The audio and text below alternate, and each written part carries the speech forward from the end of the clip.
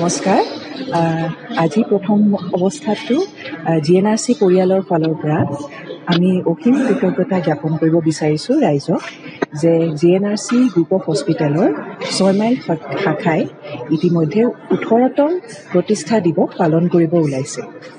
ইয়াৰ জৰিয়তে আমি অসীম কৃতজ্ঞ যে এই 17 বছৰে ৰাইজে আমাক বিশ্বাসত লৈ চিকিৎসা সেৱা আগবঢ়াবৰ বাবে সক্ষম কৰিছে। আজি দিনটোত আমি বিশেষ আঁচনি এখন আজি প্ৰচাৰ কৰিছোঁ ৰাইজৰ মাজত। এই আঁচনিখনৰ নামটো হ'ল GNRC স্পৰ্শ। এই আঁচনিখনৰ জৰিয়তে GNRCৰ যি মূল লক্ষ্য health for all smiles for all আমি ৰাইজৰ মাজত প্ৰচাৰ কৰিবলৈ বিচাৰিছোঁ। এই আঁচনিখনৰ জৰিয়তে বছৰটোত 1500 টকাকৈ বছৰি মেম্বাৰশ্বিপ লৈ এজন ব্যক্তিয়ে ঘৰতে তেওঁলোকৰ আমাৰ GNRC হস্পিটেলৰ পৰা ডাক্তৰ, ষ্টাফ আৰু নাৰ্ছ গৈ তেওঁক কিছু পৰীক্ষা নিৰীক্ষা সম্পূৰ্ণ বিনামূলীয়াভাৱে কৰি দিবলৈ সিদ্ধান্ত লৈছোঁ। এই পৰীক্ষাকেইটা হ'ল আপোনাৰ অতি গুৰুত্বপূৰ্ণ blood pressure check, blood sugar check আৰু ECG এটা বছৰিকীয়া। এইখিনি পৰীক্ষাৰ সৈতে লগতে আমি ছুপাৰ স্পেচিয়েলিষ্টৰ কনচালটেশ্যন নিউৰলজি বিভাগৰ, নেফ্ৰলজি বিভাগৰ আৰু কাৰ্ডিঅ'লজি বিভাগৰ বছৰটোত 3টা কনচালটেশ্যন আগুৱাবলৈ ওলাইছোঁ। তাৰ লগতে মাতৃৰ বাবে আৰু শিশুৰ বাবে গাইনকলজিষ্ট আৰু পেডিয়াট্ৰিচিয়ানৰ 2টাকৈ কনচালটেশ্যন বছৰটোত আমি আগুৱাই দিছোঁ।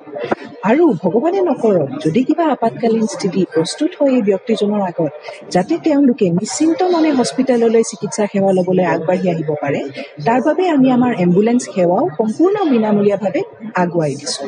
এই আঁচনিখন আমি বিশেষকৈ গুৱাহাটী মহানগৰীৰ মাজত আমি প্ৰচাৰ কৰিবলৈ সিদ্ধান্তটো লৈছোঁ।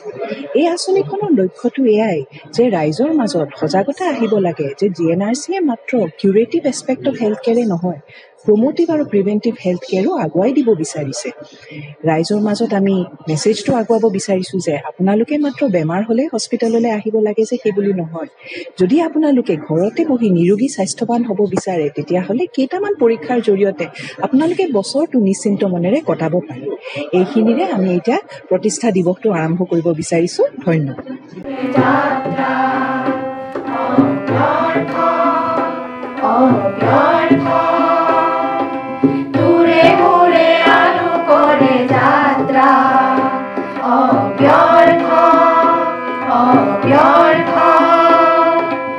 আমি পালু জীবনৰ অৰ্থ বিনব।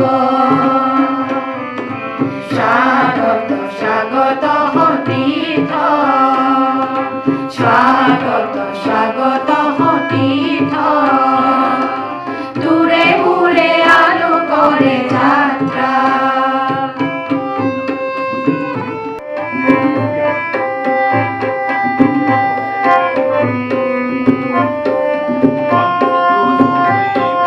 সেউজী